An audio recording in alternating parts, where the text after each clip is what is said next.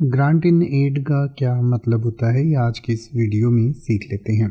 Grant in add का मतलब होता है financial assistance given by the government or an organisation for a specific purpose. यानी कि किसी भी स्पेसिफिक पर्पस के लिए जब कोई ऑर्गेनाइजेशन या सरकार जो है किसी को पैसे में सहायता देती है या कोई ग्रांट देती है, जैसे कि मान लीजिए कोई अच्छा स्टूडेंट है और वो कुछ अच्छा रिसर्च कर रहा है किसी टॉपिक पर, तो सरकार जो है उसको एक आर्थिक सहायता दे देती है। यानी कि मान लीजिए उसको 5 लाख रुपए दे दिए कि आप और ज़्यादा अच्छे से रिसर्च करिए, हम आपको ये 5 लाख रुपए की सहायता देते हैं। तो ऐसी जो सहायता दी जाती है उसे अनुदान सहायता कहा जाता है। इंग्लिश में ग्रांट इन एड कहते हैं। ये बहुत सारी जो कंपनी होती हैं उनको भी मिलती है, या फिर कोई सामाजिक कल्याण के लिए या लोगों की भलाई के लिए या कुछ नया इन्वेंशन करने के लिए जो मानवता की भलाई के लिए हो, ऐसी चीज़ों के लिए सरकार जो है पैसे देती है कंपनीज को, लोगों को।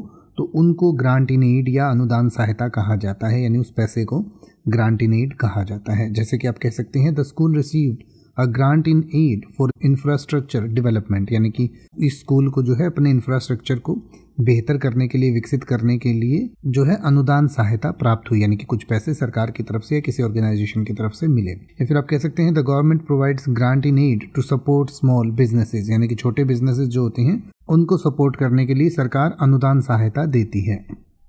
अब आप किसी भी वर्ड का मतलब हिंदी और इंग्लिश में YouTube पर सर्च कर सकते हैं। आपको मेरी वीडियो मिल जाएगी जिसमें आप बिना किसी फालतू बकवास के सीधा उस वर्ड का मतलब समझ पाएंगे। तो ऐसी ही वीडियोस को देखते रहने के लिए चैनल को सब्सक्राइब करें और बेल आइकन को प्रेस करें।